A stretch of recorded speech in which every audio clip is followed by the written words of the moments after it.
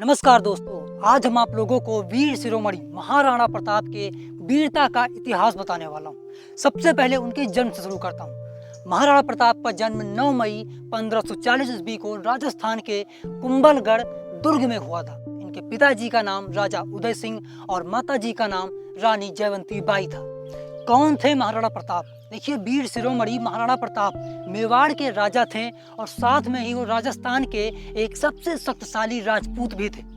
उनकी जो माँ थी, सिर्फ उनकी माँ नहीं थी बल्कि उनकी पहली गुरु भी थी, जो कि उनको बहुत ही अच्छे से शिक्षा दी थी, जिससे जो महाराणा प्रताप थे वो बचपन से ही बहुत ही तेज थे। यानी वो जो भी काम करते थे, कुछ भी वो खेलते थे या कुछ भी काम करते थे, उसमें वो तुरंत अपना एक लीडर बन जाते थे। जितने भी लोग होते थे उन सबका अपना एक टीम बना देते थे।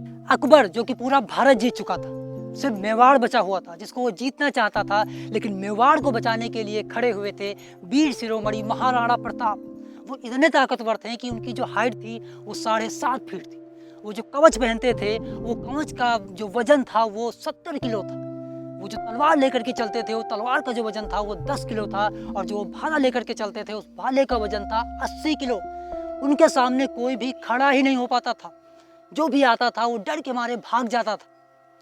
जो अकबर का एक सेनापति था जिसका नाम बहलोल खान था, हल्दी घाटी के युद्ध में वो उनसे लड़ने के लिए आए और जो महाराणा प्रताप थे वो अपने एक ही तलवार की काट से उसको घोड़े समेत काट डाला था। बीच से उसके 2 खंड कर डाले थे। हल्दी घाटी का युद्ध जो कि अकबर और महाराणा प्रताप के बीच में हुआ था। कहते हैं कि जो अकबर की सेना थी वो लगभग 80,000 थी और जो महाराणा प्रताप की सेना थी वो सिर्फ 15,000 थी। लेकिन लोग बोलते हैं कि जो अकबर की सेना थी उसके सेना में बहुत दम था, लेकिन जो महाराणा प्रताप थे उनके सीने में बहुत दम था। वो कहते थे कि मेरा जो एक आदमी है वो उनके 5-5, 6-6 आदमियों को मारेगा। देखिए, महाराणा प्रताप अकेले पड़ गए थे क्योंकि जो महाराजा उदय सिंह थे उनकी कई पत्नियां थी और जितनी भी पत्नियां थी वो अपने बेटे को राजा बनाना चाहती थी। यानी उनके परिवार में फूट थी।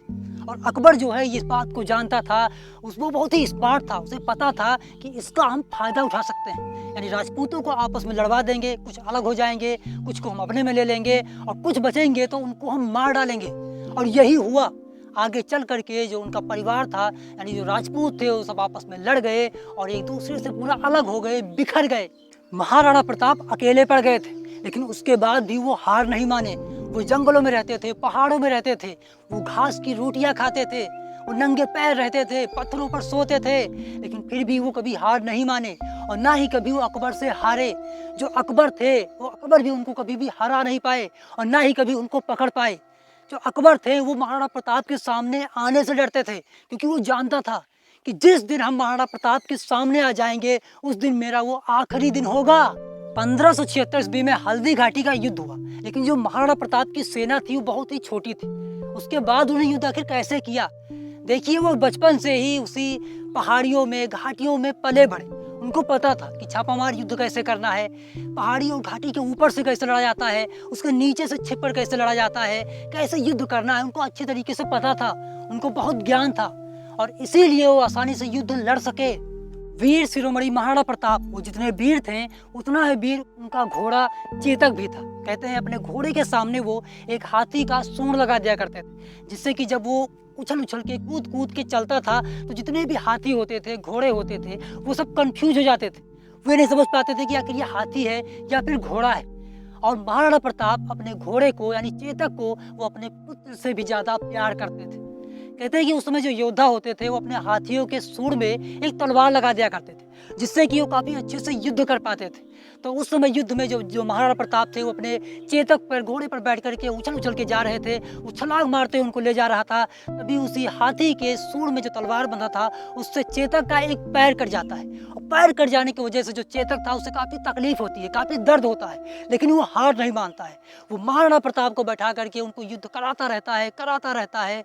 और बाद में जब महाराणा प्रताप अकेले फंसे होते हैं तो वही चेतक जिसका एक पैर कटा हुआ रहता है उनको बैठा करके और उसके बाद काफी तेज दौड़ करके और 28 फीट का गहरा नाला को पूरा कूद जाता है और अपने स्वामी, अपने राजा को वो बचा करके फिर वो अपने प्राण त्याग देता है। देखिए, अकबर ने कई बार कोशिश किया लेकिन वो महाराणा प्रताप से युद्ध नहीं जीत पाया।